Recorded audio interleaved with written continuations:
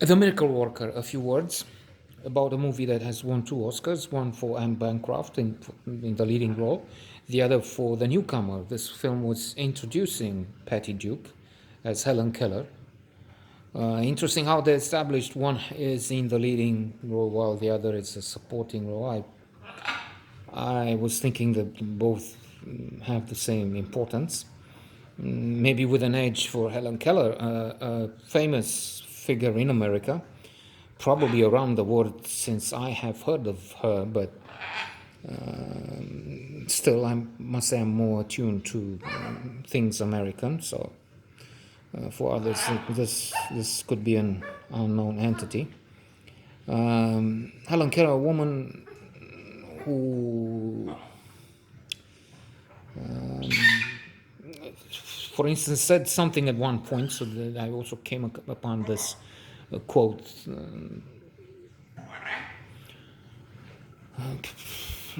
I was going to say came to know her. I don't think I know her, know of her, but anyway.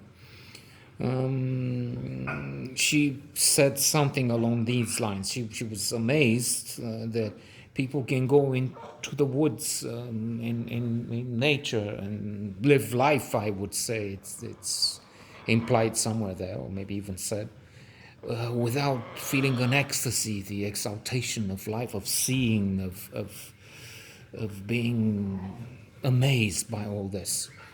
And she was blind and she couldn't hear. And she couldn't talk. Potentially, maybe she's saying a few words. She starts saying wah wah at one point for water. But while an infant, that's how the movie begins, she is the center of a tragedy wherein she is sick, and her mother shouts and is desperate, and so is her father, to find that she cannot see anymore and she cannot hear whatever they do over her cradle there. And she grows in terrible conditions somehow. She's lucky to be rich. She's living somewhere in the south, and she has black servants, and there's an issue of racism there and the history of segregation in America, but that's just a sideline, if you will.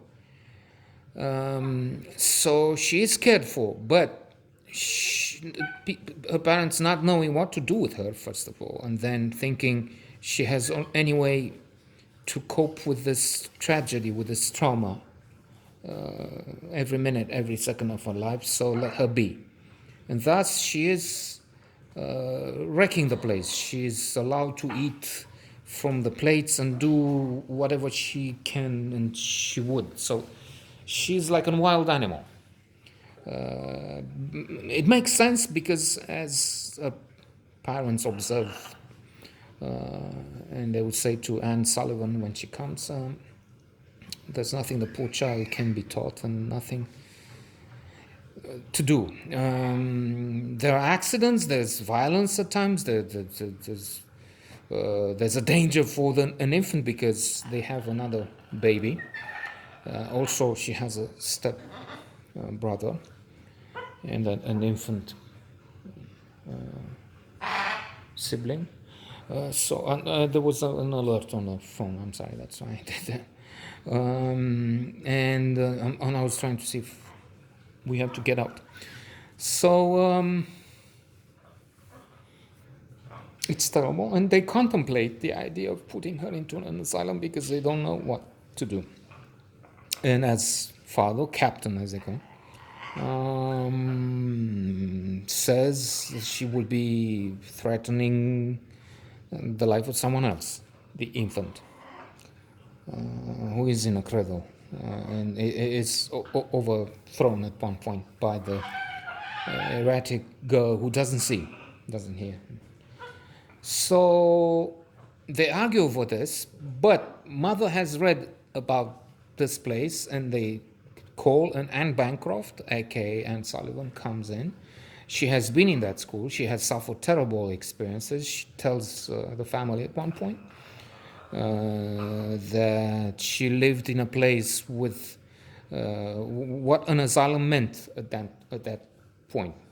And now it's not that bad, even if they die of COVID, I understand, in many of these homes, especially for the elderly, like flies, because the elderly are in a very dangerous group, the group which COVID virus targets in particular. So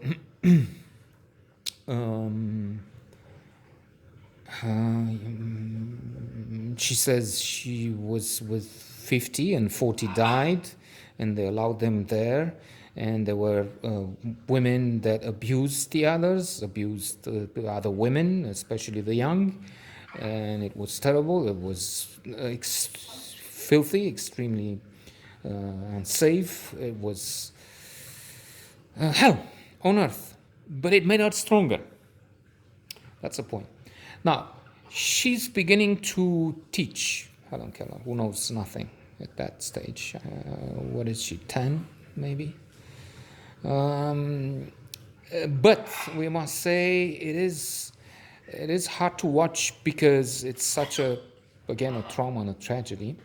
But also, with the standards of this day, we would both maybe cherish, encourage, admire the teacher who has been also through this. I mean, she couldn't see. She's still wearing dark glasses. The captain is upset. He's a old school reactionary, really, and something of a termina of a southern anti-hero on some levels, but then it's a different age, so we have to take that always into account. And she tells him she has to, because any light hurts her. Because they say, why are you wearing them after dark? Well, any light in the room. So we have to take this also into account, because she's been there. She knows it's something drastic needs to be done, but she's too tough. It's kicking. It's true. The girl, Helen, is hitting the adult. The adult hits back. They throw water on each other. It's a real fight. A real fight. For the good of the girl. And in the end, there are results. But in some ways, it's like watching those movies. There was Trapeze a week or two ago. I mentioned Burt Lancaster, Tony Curtis, Gina Lollobrigida, movies with circus of decades ago.